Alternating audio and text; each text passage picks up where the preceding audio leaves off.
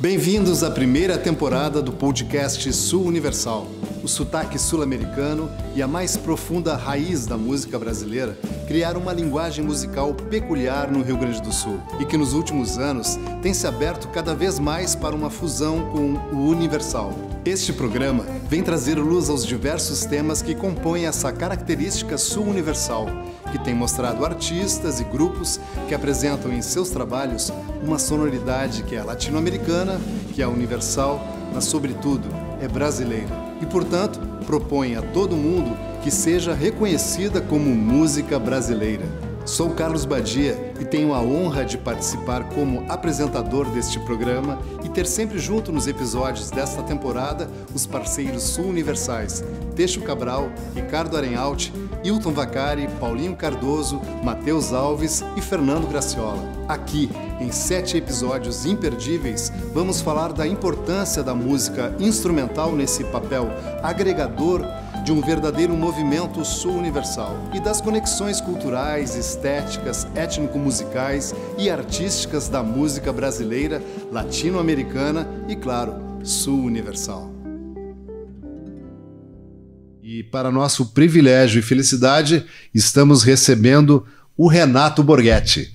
Obrigado por ter aceito o nosso convite e seja muito bem-vindo, Renato. Graças. A gente tem uma curiosidade inicial de saber como tu recebesse essa ideia de perceber esse movimento universal, sul-universal, essa ideia de artistas que a partir de ritmos naturalizados no Rio Grande do Sul, como milongas, chacareiras, chamamé, fazem a ponte com uma linguagem universal, digamos, né? Partir de uma tradição para ampliar possibilidades livres de estilos e fazendo fusão com outras músicas, outros estilos mesmo, e que é uma marca do teu trabalho. Como tu recebeu isso?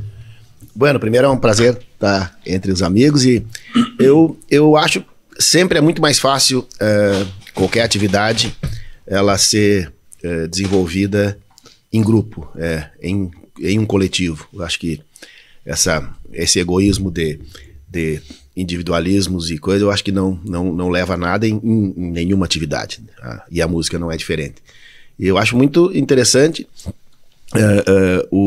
esse encontro. Conheço individualmente o trabalho de todos, que uma palavra que eu acho que resume a música de todos, se eu tivesse que escolher uma palavra para resumir a música de todos os envolvidos, é a qualidade. A qualidade é a palavra. É a preocupação com uma estética moderna, contemporânea, bem elaborada, mas ao mesmo tempo mantendo a origem, que é um pouquinho do que eu procuro também manter no meu trabalho. Então é um caminho muito legal, muito interessante, e música boa é o resultado disso. E Renato, ali uma curiosidade, assim, no início da carreira ali, tu participou de festivais, participou de das Califórnias, né, lá bem no início, lá que tinha uma vertente um pouco mais tradicionalista, muitas vezes, né, vem até do 35 ali.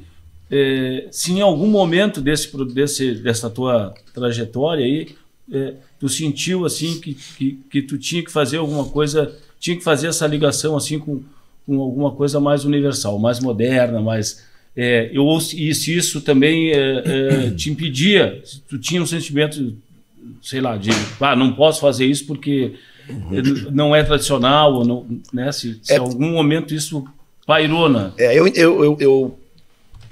aquela coisa de não de ser mais velho, mas de começar mais cedo, né?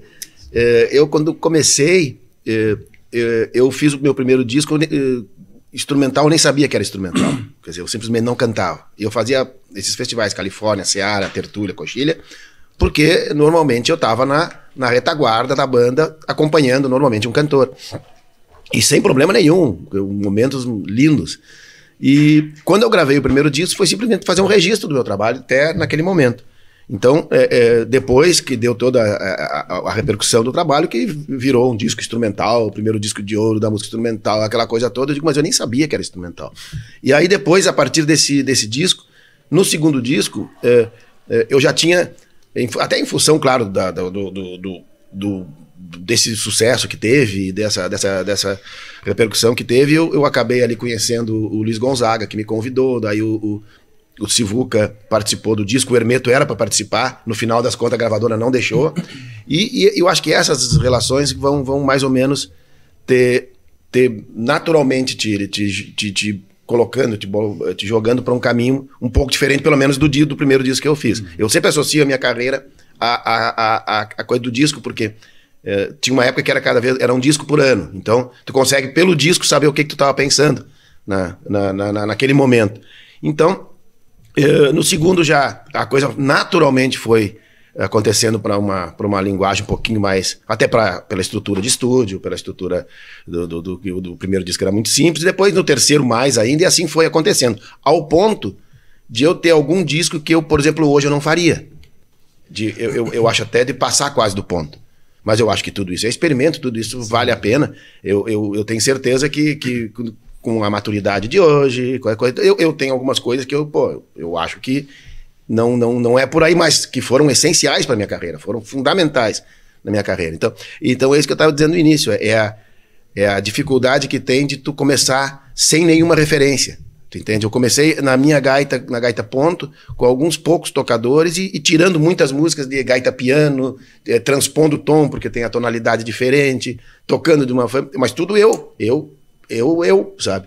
Então é uma coisa, ficaria muito mais fácil, por exemplo, naquela época, se tivesse a informação como tem hoje, outros grupos, outras linguagens, que eu pudesse, olha, por aqui é o caminho. Não, eu tinha que fazer tentativa, acerto e erro, né? E como sempre, alguns erros, ainda bem que muito mais acertos.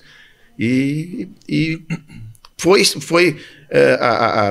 nós temos aqui o Wilton, que tocou comigo muitos anos, as coisas também foram se tornando com a relação com os músicos. Eu sempre tive uma relação muito próxima com quem toca comigo.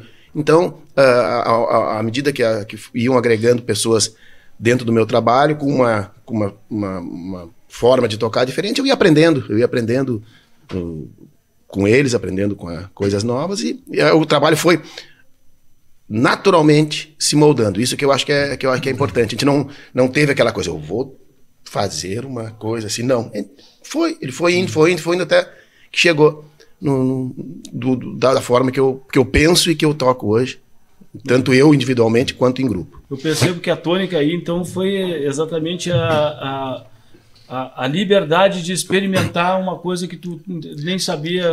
Nem tanta liberdade na época, até exatamente por ser desse, digamos, entre aspas, meio desbravador da coisa lá, por exemplo, principalmente dentro do 35, do CTG, da linguagem do MTG. Claro que eu tive dificuldades ali dentro, mas a vantagem é que eu também me criei ali dentro. Sim. Então facilitou muito a vida.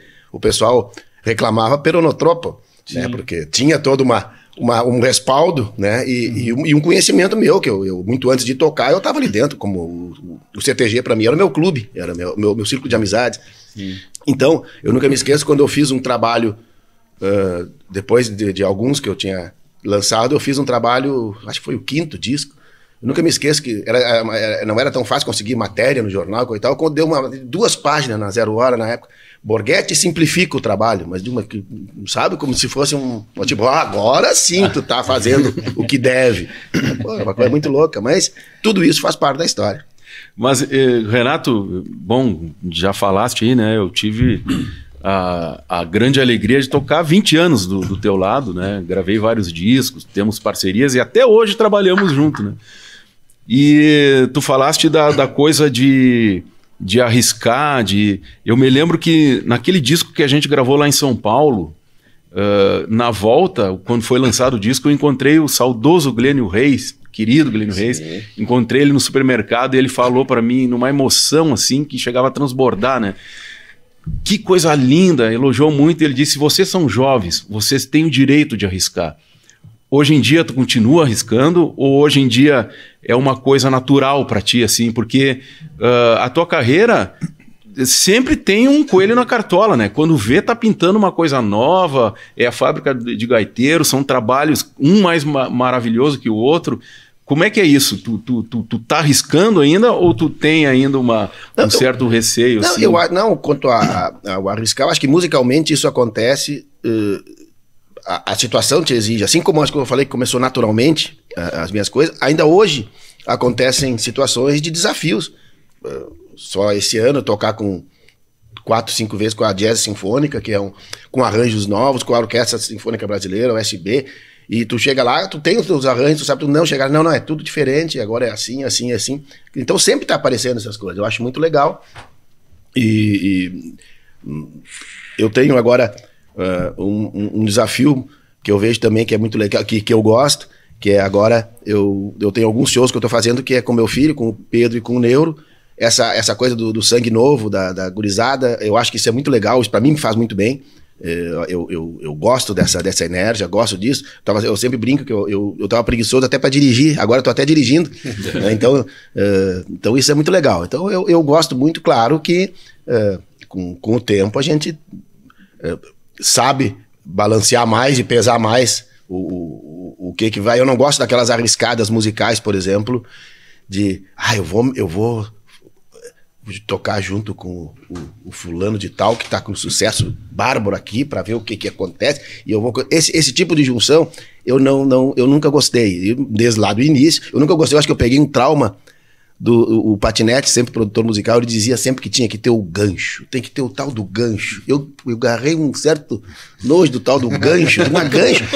Mas o gancho é a própria música, gancho é o próprio trabalho. Não, mas tu tem que ter alguém que dá o gancho pro teu trabalho. Eu digo, mas eu não quero escora e gancho e coisa de ninguém. Então, por isso que eu acho que às vezes essas forçações de barra eu não gosto muito. É quando o marketing vira arapuca, né? Uhum. E a gente é preso numa ideia de que isso pode tornar algo diferente, né? Não, e sempre tem aquela história. Não, mas eu conheci o produtor daquele cara que faz um puta sucesso. E não, eu vou gravar com ali, depois ele vai me colocar. Mas isso eu escuto há 30 anos e não funciona. Não funciona. Me diz uma coisa, Renato, tu no início também, cara, tu tocava pra cantores e festival e tudo mais, né? Mas de alguma forma tu era do coletivo, né? E depois com a tua carreira, tu sofreu, acho que tu sofreste muito a influência das pessoas que tocavam contigo, porque tu tem essa coisa de te relacionar com eles, né? Uhum. Então tu sofre essa influência do coletivo. Sem dúvida. Acho que, sei lá, acho que seria diferente se tu não tivesse esse movimento, né? Então acho que o coletivo tá na frente de qualquer coisa, né? Mas acho que funciona melhor, né? Foi o que eu falei, exatamente o que eu falei no início da conversa. Eu acho que somar força é sempre a forma de chegar a algum lugar. E musicalmente, sem dúvida alguma, até partindo do instrumento que eu toco. O instrumento que eu toco é um instrumento limitado, um acordeon diatônico. Eu sou autodidata, né? Então, se eu não tiver essa coisa de troca com as outras pessoas, eu me ferro. Só que eu acho muito legal que isso acontece de novo, eu digo, de forma natural, de forma espontânea. Não é aquela coisa, digo, preciso do... Eu nunca me esqueço, eu fui tocar uma vez no Gigantinho com o Leon Russell e Edgar Winter. E aí me botaram pra tocar lá com ele, eu toquei e fiz, eu me lembro que o Carlos Pérez foi junto, argentino, e aí funcionou muito, tanto que eles pediram pra gente tocar de novo no Bis. Aí subimos no palco, tocamos no Bis. Acabou tudo lá, imagina aquele sucesso que foi, tal, lotado. Veio o Deio, lembra do Deio Escobar? Chega o Deio pra mim, ó, pô, Borghetti, muito bom, uma coisa, mas eu vi que tu não entende nada de rock, blues e coisa, né? Eu abagualei a coisa aqui, né? Do jeito que eu também acho que tem que ser. Quem me convida pra tocar não vai querer que eu digo, mas tu quer que eu te dê umas dicas do que é essa área? Eu digo, mas poxa vida. Então aí eu ia na casa dele, ele ia lá em casa, exatamente me dando algumas tintazinhas do que se trata, do que não se trata. Eu acho isso legal, da forma, principalmente da forma como aconteceu. As trocas. Né? As trocas. E isso acontece quando entrou, por exemplo, a nova formação, que boa parte ainda tem, tanto o Pedrinho quanto o Daniel hoje, coisa e tal, o Wilton participou um tempo. Entrou na minha vida musical o improviso. Os primeiros discos não tinha improviso. Sim. Não tinha. Então eu sempre digo também que... É influência, né? É influência. Pra mim, a dificuldade que tinha nos meus primeiros trabalhos era muitas convenções, muito parianda, muita estrutura, tu tinha que lembrar e fazer coisa e tal. Daí entrou, quando a nova formação, acho que deu também um pouco dessa...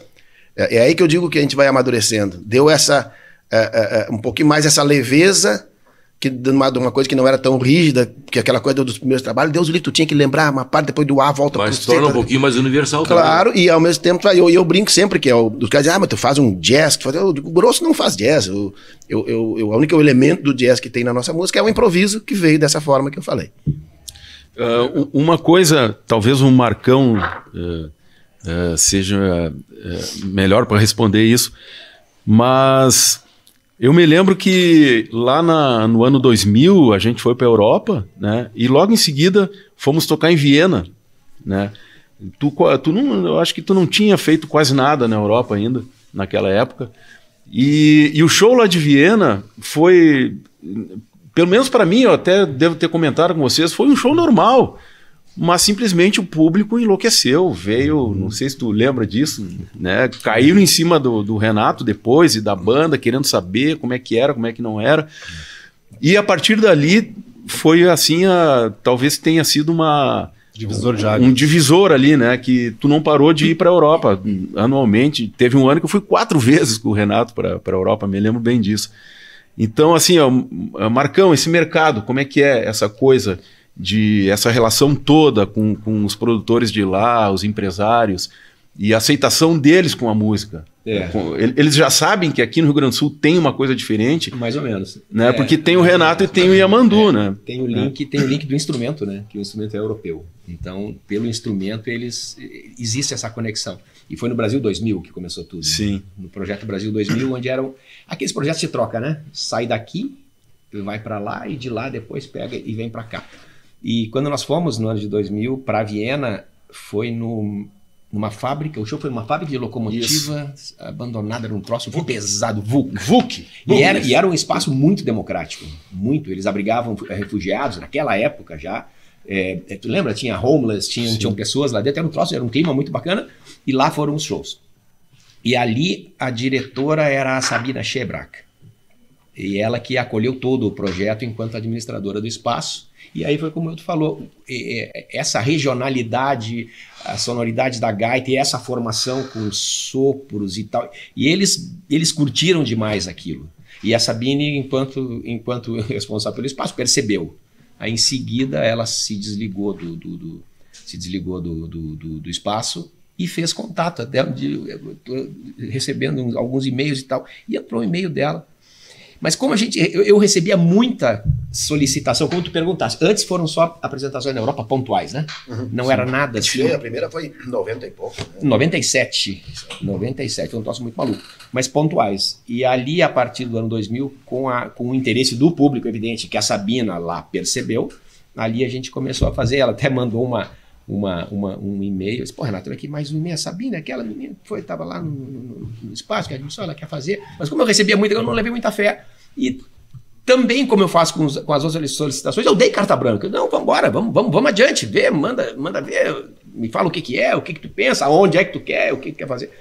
Só que aí deu mais um tempinho depois do nosso ok, veio uma tripa de apresentações com hora, data, local. Coisa de Renato, olha né? aqui, isso aqui, velho. Aí já tava dando choque da agenda. Eu disse, porra, bicho, mas só um pouquinho aí. Aí é que a coisa toda começou a funcionar. Pensando que a Áustria, nós começamos pela Áustria, né? O nosso QG foi por causa da Sabina, que é austríaca, né? E essa primeira turnê foi somente na Áustria. Nós não saímos para outro país. E vamos lembrar que a Áustria é pequena, né? Então a gente conhece. E depois disso, a segunda, a terceira turnê eram 50%, 70% a Áustria. Depois começou uma Alemanha, começou uma Itália, mas a Áustria se mantinha. Então a gente pode dizer que a Áustria, nós conhecemos o Tucunduva da Áustria, conhecemos o Faxinal do Soturno da Áustria, nós conhecemos muito pequeno, mas muito bacana. Muito. Aí, como todo lugar pequeno, eles têm muito interesse, eles se interessam, assim como aqui também as boas apresentações, muitas são em lugares pequenos. Fizemos Linz, Innsbruck, fizemos Salzburg, cidades grandes, mas fizemos as pequenas também, tudo lá, era muito bom. É claro que o instrumento, ele, por ser um instrumento de origem europeia, ele tem teve essa facilidade, né? Digamos assim, foi uma espécie de chamariz, talvez. Tanto é que ainda a Agenda Europa segue e muitos dos eventos que a gente toca lá na Europa são festivais de acordeon muito bem estruturados. Mas a regionalidade, né, do som... É isso que eu ia falar agora, porque... ok, o acordeon, ele também existe em vários lugares do mundo, né? Não só Claro. Se espalhou, né? Um instrumento que teve uma adesão muito forte em vários países. Mas eu estou sempre em contato com festivais de jazz e tal, e eu vou te dizer, uma vez o Zusa, o Homem de Melo, eu perguntei para ele, uma autoridade no tema, afinal de contas, sempre me pergunta o que é o jazz, vou perguntar para ti, e ele respondeu simplesmente da seguinte forma: jazz é a música da liberdade, ponto. E na noite, que ele falou isso de tarde, numa lançamento do livro, e de noite o Lucianel ia tocar no Poa Jazz Festival. Sim. E o Lúcio começou dizendo o seguinte, e sem combinar, sem nada, e disse, eu inicialmente achei estranho me convidarem para tocar num festival de jazz, né? Mas depois eu fiquei pensando, a minha música é uma música livre, e o jazz é uma música também da liberdade, então acho que eu faço jazz, pronto. Então, e essa coisa de promover alguns festivais e tal, eu percebo que, especialmente na Europa e também nos Estados Unidos, tem muito interesse numa música que faça justamente a fusão do folclore daquele país com uma linguagem mais universal, é um foco de interesse. A gente participa desses festivais todos, o Wilton vai lembrar de alguma coisa, assim como eu falei em relação à minha carreira, lá eles também às vezes passam da dose. Eles entraram numa época que só tinha aquela música folk com um techno junto por trás, que era uma chatura do cão, mas tudo só dava aquilo. É legal um pouco, mas depois aqueles festivais viravam só esse techno folk. Sabe? Um pouquinho, daí tu tem que botar uma batida por trás para poder ter essa coisa. Para trazer a falsa modernidade. Hein, Renato? E nesse intercâmbio, ou nessa tua incursão lá, excursão, na verdade, pela Europa, nessas todas as vezes que tu foi assim, os músicos de lá, quando eles percebem exatamente que a gente tem um tempero diferente aqui na mão, quando faz a nossa música. A gente pode ver bem legal isso. A gente fez uma coisa, numa das turnês que a gente fez, que o Wilton nessa não estava, era o Vitor, mas a gente pegou o Shot Laranjeira, que é um arranjo que a gente fez. Mais arranjo. E que é um arranjo mais moderno do Shot Laranjeira. E nós mandamos e a gente fez um circuito bem grande, olha, muitos países. Aí teve Finlândia, teve Itália, teve Alemanha, teve Áustria, teve... Poxa vida, não vou lembrar todos os países, mas a gente mandou para todos e nós tava gravando já um especial para TV e virou um disco.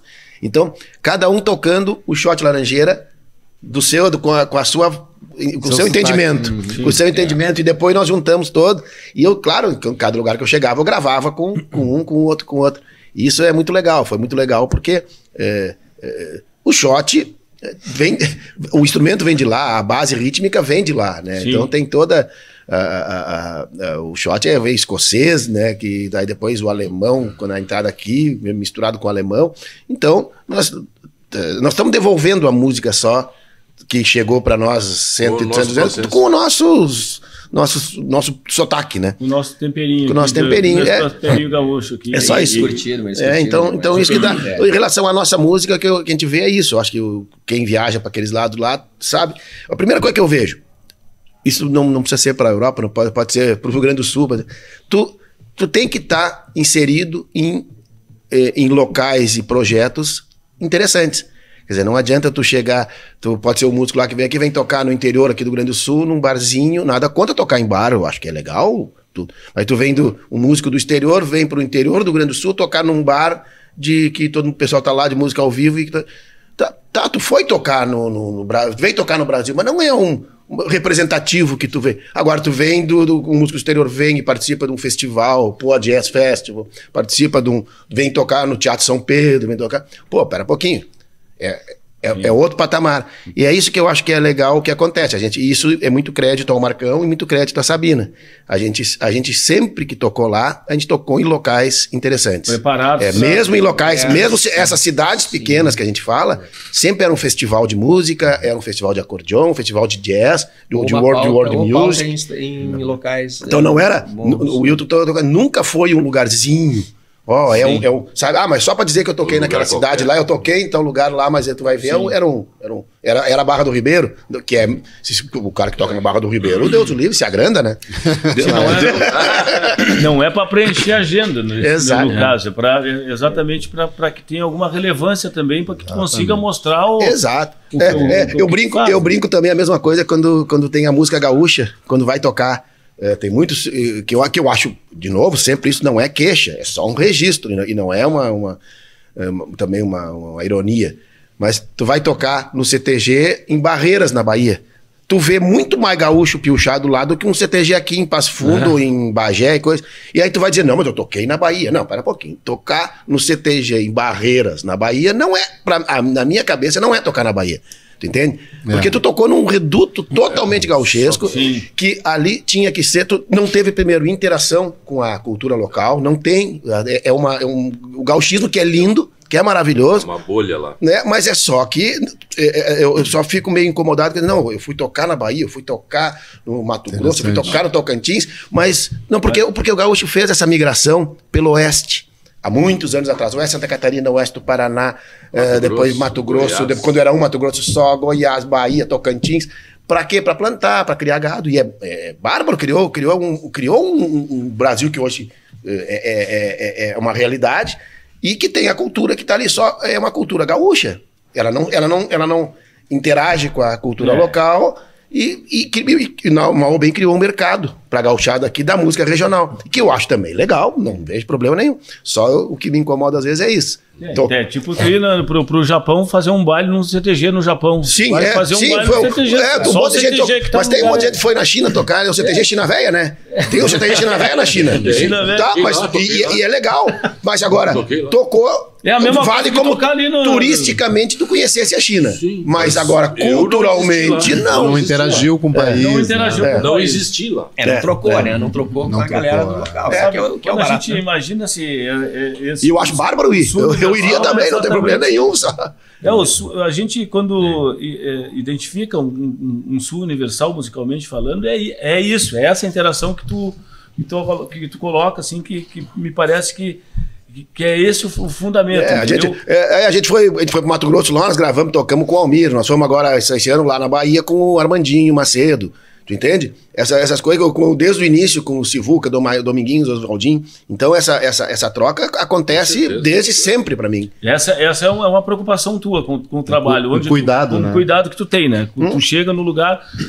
Pega uma pessoa representativa daquele ambiente ali. Nem pega, acontece. Acontece, né? Ela acontece naturalmente. Acontece de ambas as partes. Eu acho que eu sempre digo também que eu tive uma baita sorte. Eu digo em termos de momento da minha carreira, do meu trabalho, do ano que eu nasci. Por exemplo, que eu dentro dessa geração que eu falei todos, desde Gonzaga, Dominguinhos, Sivuca, Chiquinho do acordeon, eu era mais novo, eu era o guri, sabe? O mais novo, mas convivi com eles e os Bertucci, Tio Bilia, tu entende? Todos eles eu convivi fazendo isso aqui que nós estamos fazendo agora aqui, proseando, tomando chimarrão, tocando, com todos eu toquei. Quer dizer, então eu dei uma sorte nessa que esses caras todos que não estão mais aqui, eu tive a honra, a oportunidade de conviver, com eles, tocar junto, viajar junto. Com o Dominguinhos eu fiz mais de 200 shows. Né? Projeto Asa Branca, o Sivuca, eu viajava junto. Eu viajava o Chiquinho do acordeon, grande gaúcho, que tocava com o Radamés. Viajava com a gente pra tomar mate. Ele dizia, Renato, não, vamos acordar mais cedo pra tomar chimarrão. Então esse é o Chiquinho do acordeon, sabe? Então eu tive essa coisa, eu era sempre mais novo, então, eu acho isso me permite também abordar um tema que para nós tem sido um debate que a gente quer inserir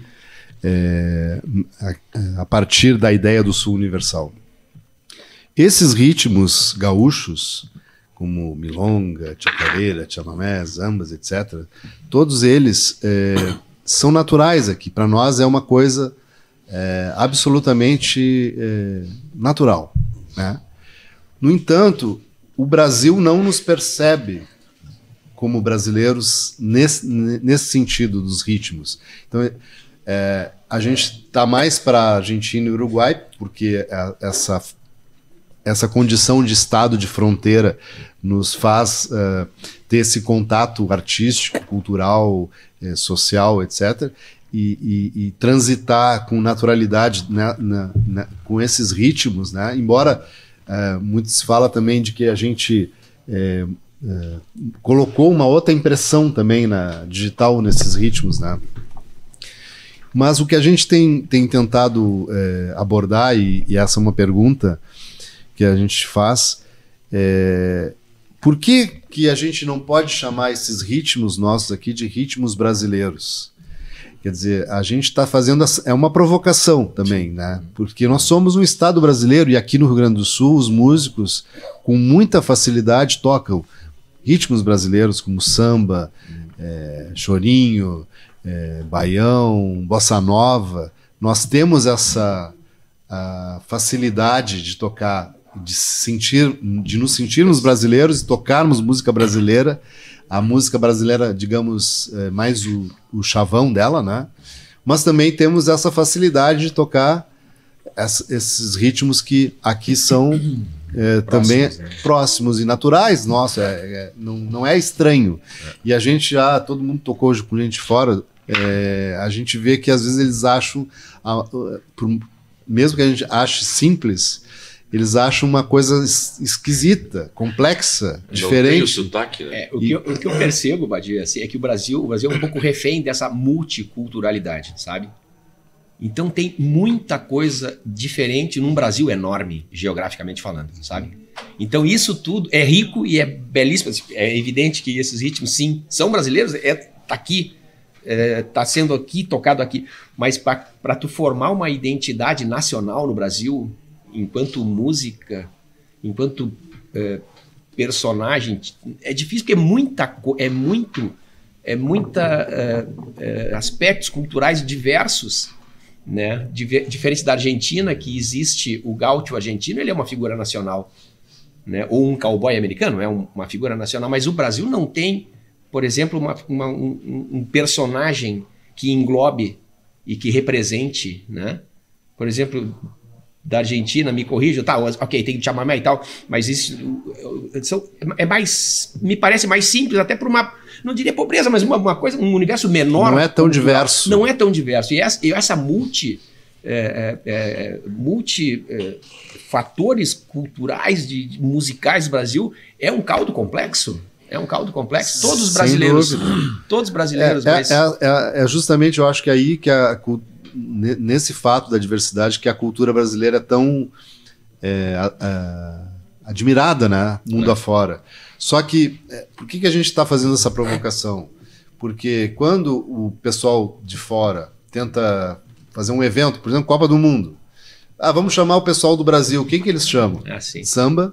Sim. Não, isso não precisa ir nem em outro, tá dizendo na Copa do Mundo lá para chamar. Tu chega aqui no Rio Grande do Sul, tu vai nos eventos assim, grandes, vamos botar uma cidade interior, uma feira e coisa, tem o show local e o show nacional. O nosso não é nacional. Nós não. Nós Sim, não. Exatamente. Nós então isso teve até agora uma discussão sobre isso aí. Sim. De tentar para valorizar, eu acho muito legal. E só que uma coisa que eu vejo, ninguém precisa mudar nada, os músicos, para serem shows nacionais do Rio Grande do Sul. Quer dizer, tu não tem que, o Teixeira não tem que mudar, o Paulinho tem que mudar, tem que fazer exatamente o que faz. O que tem que mudar é a mentalidade, as pessoas que levam para os lugares lá. Então, o que falta é dizer, não, a gente não está acontecendo porque não está rolando a música, nós não estamos achando o timezinho. Não, a música está certa, o nosso posicionamento está certo. O que tem que mudar é a forma o prefeito lá, ou o cara dizer, não, eu prefiro trazer a fulana lá, o fulano lá que dá sucesso, do que trazer o local aqui. A minha feira não tem sucesso se eu não trouxer o nomezão aqueles. E normalmente o nomezão não é tão bom. Mas essa coisa do ritmo que tu falaste aí, Badia, da gente tocar aqui esses ritmos argentinos, uruguaios, paraguaios, né? Eu nunca me esqueço de uns shows que nós fizemos, Renato, com o Guillermo Zarba, aquele pianista argentino. Faleceu agora, né? Falecido, fiquei sabendo. E aí o Guillermo, o violonista dele, que não me lembro o nome agora. Falou? Não era o Juan Falú, tinha um outro violonista junto. Tinha mais outro. Que daí, sempre depois do show, ele chegava para mim, como toca chamamé? Aí eu tocava o chamamé e ele, não, mas não é chamamé. Cara, era sempre aquele papo, né? Aí uma hora eu cheguei para ele, cara, o negócio é o seguinte, por que eu não toco chamamé que nem tu toca? Porque eu sou brasileiro. Eu toco chamamé do jeito brasileiro. Então é essa coisa, a gente nunca vai conseguir tocar forró como o nordestino toca, como não vamos tocar chacareira e chamamé como o argentino toca. Embora eu tenha observado os músicos de uma geração para cá estão cada vez mais próximos, assim. Mas eu não sei se seria essa a busca. Eu acho que a busca seria a gente tocar do jeito brasileiro. Né?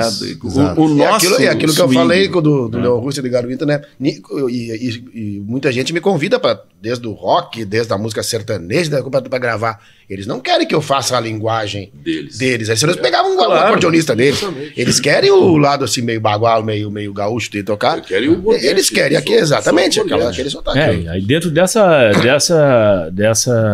característica aí de a gente detectar, então, essa maneira que a gente tem aqui de tocar, que não é que nem o argentino, não é que nem o nordestino, não é que nem o paulista, não é que nem o carioca, que a gente tem uma música aqui, quando a gente identifica esse cenário aqui, que a gente tem essa estética, né? E a gente percebe isso em várias, no teu trabalho, no trabalho do quarteto, no do Badia, no meu trabalho, no Diamandu, no Bebê Kramer. Todos eles têm esse tempero aí que a gente percebe que tem um movimento aí dentro do Rio Grande do Sul de música instrumental, pelo menos mais contemporânea, de que tem uma linha, né? Que não sei se vocês o que vocês acham dessa afirmação aí? Com certeza. E a gente pode falar do nosso instrumento, que é o acordeon, que é o acordeon, que tem uma geração e uma nova forma, assim, entre aspas, mas uma forma mais atual de tocar que se percebe exatamente, talvez até aonde começa e acontece com o violão, está acontecendo, acontece com a forma de pensar a música gaúcha, e isso ainda bem, né? Ainda bem que tem essa oxigenação, né? Apesar das resistências de alguns, né? Mas eu não vejo, sabe que aquilo que eu falei lá no início, eu também tinha as resistências no meu trabalho. Sim. Tu só combate essa resistência com qualidade, com outra, sem embate. Não, sem embate. A música que se faz não é nem melhor nem pior do que a outra, é música. Sim. Que cada um, tu tem que respeitar também a música do outro, o gosto dos outros. Né? Então tudo isso eu tenho muito cuidado, isso que estava se falando agora aqui, da música brasileira, queira ou não, a música brasileira, se tu for pensar em qualquer lugar do mundo, perguntar para 90% mais até, vão dizer que é samba. E a gente vai dizer daqui que não é o samba. Eu sempre digo, claro, a música mais representativa do Brasil é o samba, e é lindo. É lindo e é maravilhoso. Mas tem o Brasil, como o Marcão falou, é muito grande. Tem o Brasil do Norte, tem o Brasil do Nordeste, do Centro, tem o do Sul, e com as suas diferenças culturais, musicais, obviamente. Então, é muito delicado essa coisa de tu bater de frente, porque não, pera um pouquinho, eu acho que tu tem que respeitar, é que eu falei, respeitar o gosto das outras pessoas em relação a tudo, e só dizer que tu tá aí com uma proposta diferente. Renato e Marcão, agora eu vou fazer uma pergunta para os dois aqui, que eu acho que vocês fazem parte dessa. Tu comentaste agora sobre o acordeon, que tu percebe que tem já uma maneira de se expressar diferente, mais contemporânea aí no acordeon. E eu não podia deixar de falar com vocês a respeito desse assunto e aproveitar a oportunidade de vocês aqui para que vocês falassem um pouquinho desse baita projeto que vocês têm, que é fantástico mesmo. Eu posso falar de cadeira desse assunto e desse projeto, porque eu fiz o meu TCC e a minha dissertação de mestrado dentro do projeto, lá bem desde o início, então acompanho esse movimento aí, que é a Fantástica Fábrica de Gaiteiros. Gostaria que vocês me falassem um pouquinho Como é que aparece isso? Como é que surgiu essa ideia? Como é que foi desenvolver tudo e chegar ao ponto que a gente está hoje do projeto, que é fantástico, aí, reconhecido internacionalmente e nacionalmente, enfim. Gostaria que vocês falassem um pouquinho. A Gênesis é um projeto pessoal do Renato Bárbaro. Né? Eu posso, o que para mim é incrível é o fruto disso tudo enquanto resultado do que tu fez.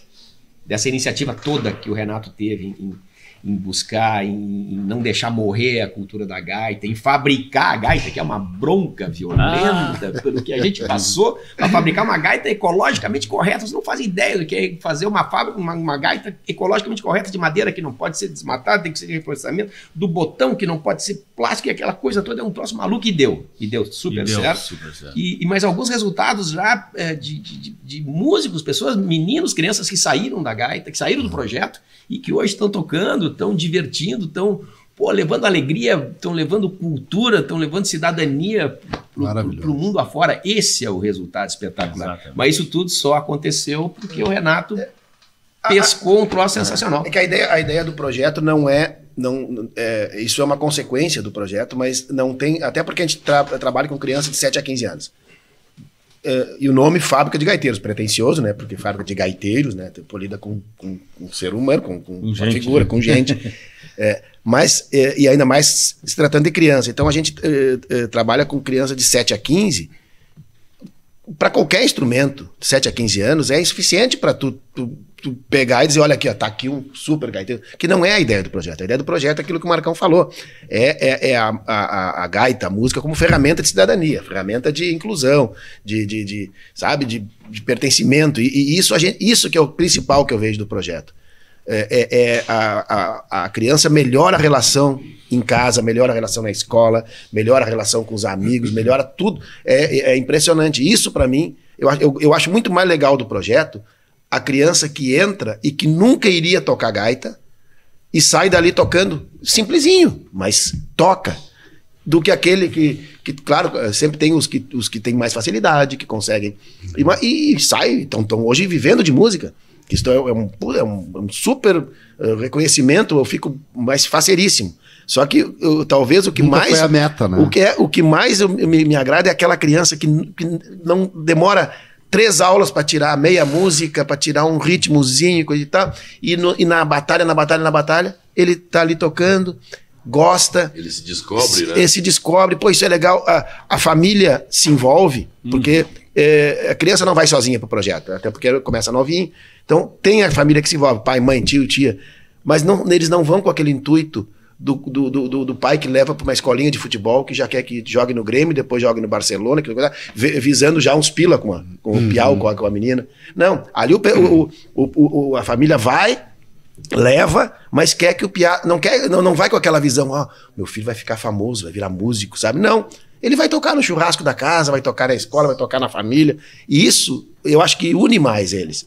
Então eu acho que aproxima mais, e a gente vê que a criançada melhora em todos os sentidos, melhora no rendimento escolar, no rendimento em notas. Então isso é uma coisa que eu acho muito positiva no projeto. A gente vê o resultado. Que maravilha. Tu sabe que isso foi o que...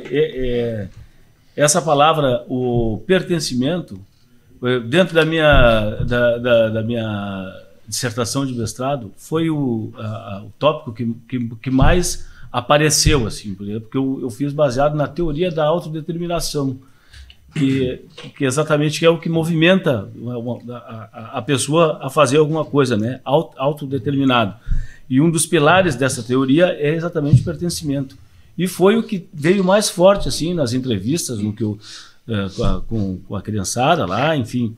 E eu acho que isso é o que pega mesmo, que as crianças se sentem pertencentes de um ambiente, né? Me lembro que tu comentava comigo e eu percebi e vi isso, que lá dentro que as crianças, mesmo não tendo aula naquele dia, às vezes não ali na Barra do Ribeiro, vão para lá. Sim. E ficam dentro do espaço lá, convivendo com os outros.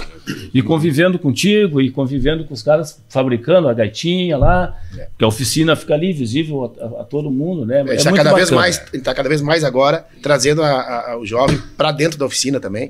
Porque a gente tem que ter o timezinho cuidado ali também, porque tem máquina, tem ferramenta, Claro. tem serra, tem coisa perigosa que dependendo da coisa tem que cuidar, né? Sim. Até que é por questões legais, mas a gente tá, dentro do possível, ao máximo, trazendo eles para dentro da Fazer uma formação. fazer uma formação. E me diz uma coisa, hoje em dia a gente está muito assim em busca de resultado, de números, de coisa.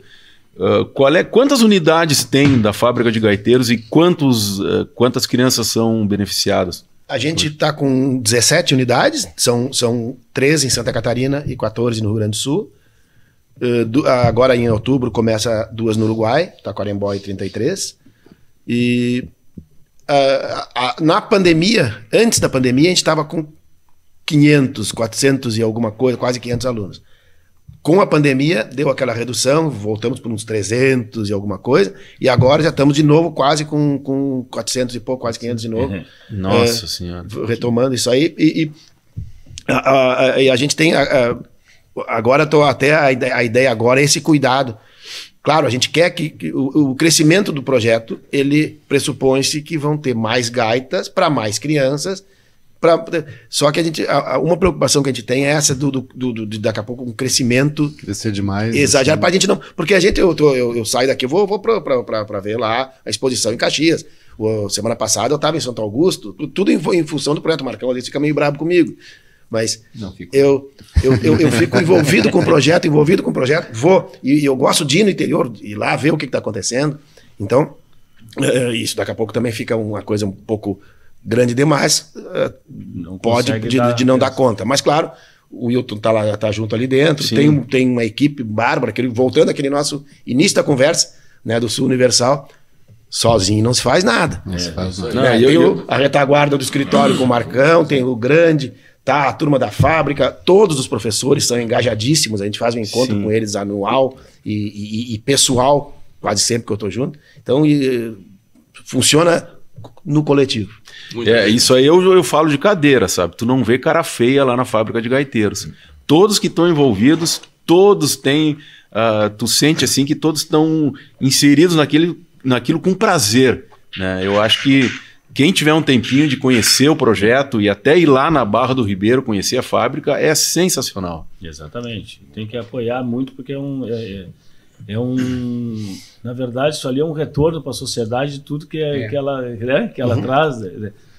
Que ela te deu, né? Por exemplo, tem que devolver um pouquinho, claro. Tá voltando para ela exatamente. E olha a legião também de se não gaiteiro, mas de ouvintes musicais, de apreciadores da música que a gente está, né? E sem ranço e sem nada para ouvir exatamente a música universal que a gente faz aqui. É isso que a gente faz aqui, né? Parabéns pelo projeto, mais uma vez. Bueno. Bem, a gente não quer te ocupar mais, teria assunto para mais umas 3 horas de conversa, né? Mas tem muito assunto. O pessoal de Caxias, lá da fábrica de gaiteiros, está esperando o Renato. E então a gente quer te agradecer demais, agradecer ao Marcos pelo apoio de sempre, né? E dizer que é uma felicidade enorme te ouvir, né? Vamos te chamar outras vezes, claro, certamente, né? Porque a conversa é relevante para toda a comunidade musical. Quando o Sul Universal começar a sair a campo, vão fazer na Barra do Ribeiro. Mas não tenha dúvida. Tem um teatro maravilhoso lá na fábrica. Fazer lá no teatro. Não tenha dúvida. E agradecer também a presença do Wilton Vacari, do Teixo Cabral, do Paulinho Cardoso. Agradecer aos nossos apoiadores e patrocinadores que estão aparecendo aqui na tela. E essa é mais um episódio da temporada 1 do podcast Sul Universal. Então, até breve, a gente se vê por aí.